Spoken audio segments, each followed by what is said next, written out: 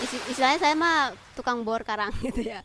Kalau di lapangan tuh pertama kita harus mensurvei karangnya dulu. Jadi kita target karangnya kan karang yang besar yang ratusan tahun, 100, 200 tahun. Tenang saudara-saudara, dia bukan perusak terumbu karang. Namanya Intan Suci Nurhati. Dia adalah peneliti iklim dan kelautan dari Lembaga Ilmu Pengetahuan Indonesia, LIPI. Anda sedang mendengarkan Sains Sekitar Kita. Sains Sekitar Kita. Produksi KBR dan The Conversation Indonesia.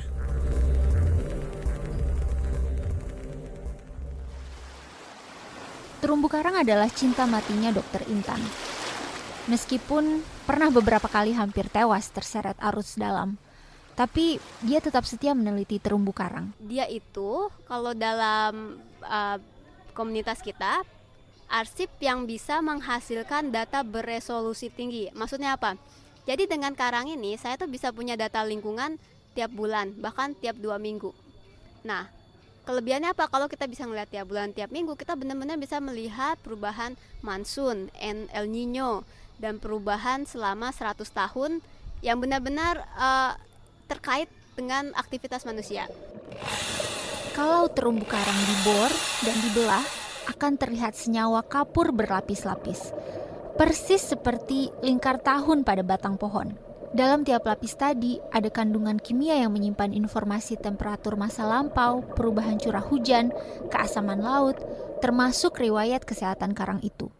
Data kita DNA itu adalah data pertama satu-satunya yang bisa melihat perubahan keasaman laut dan pemanasan laut di Indonesia.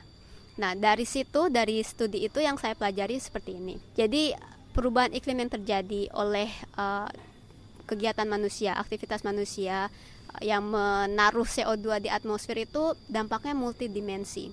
Mungkin yang paling sering kita dengar itu kan pemanasan. Laut menjadi panas, es mencair gitu kan. Tapi ada dampak lain yaitu laut semakin asam, pemanasan atau kita bilang pengasaman global, ocean acidifications.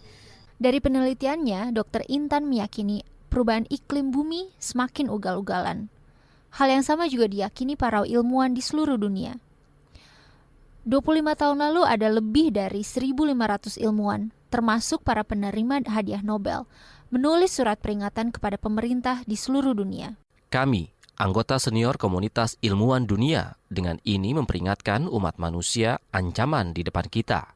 Kita butuh perubahan besar terhadap bumi dan kehidupan di dalamnya, agar kesengsaraan manusia bisa dihindari. Perubahan iklim sebetulnya hal biasa bagi planet bumi. Misalnya, iklim bumi pada periode Cretaceous, sekitar 144 juta tahun yang lalu, jauh lebih hangat dari hari ini. Sebaliknya, planet ini juga pernah mengalami beberapa kali zaman es. Ada 4 kali zaman es dalam 500.000 tahun terakhir. Selama periode ini, suhu bumi turun drastis, mengubah laut menjadi gunung es dan sungai menjadi gletser.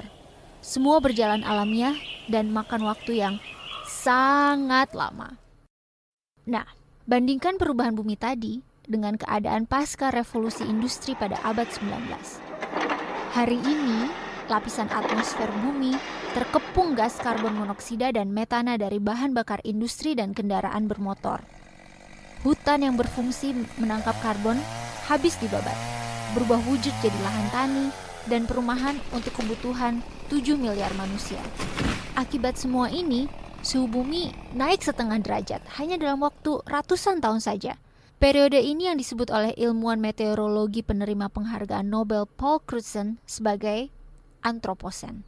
Jadi kalau di karang itu seperti hasil penelitian S3 saya waktu itu di tengah-tengah Pasifik, itu kita bisa benar-benar melihat variasi alami. Waktu itu kita melihat yang iklim alami turun naik tiap 20-30 tahun itu tetap turun naik, tapi di akhir abad 20 itu naiknya mulai seenaknya. Itulah mulai dampak antropogenik, dampak manusianya benar-benar masuk di rekor itu.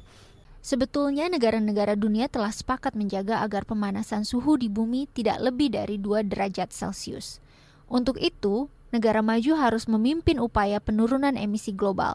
Soalnya mereka berhutang kepada negara berkembang karena revolusi industri bermula di negara maju. Tapi yang bikin banyak negara kesal adalah saat Presiden Amerika Serikat Donald Trump menolak tanggung jawab itu. Sekarang kita kembali ke tengah laut bersama Dr. Intan. Menurut dia, Indonesia punya senjata pamungkas untuk mengurangi dampak pemanasan global.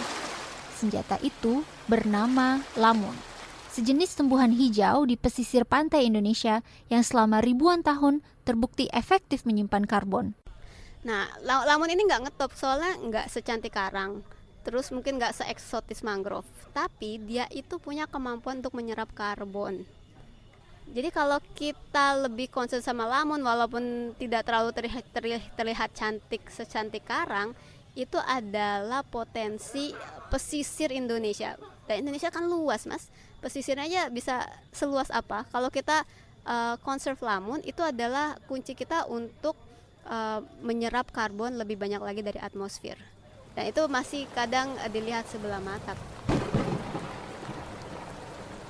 Planet Bumi jelas butuh solusi radikal.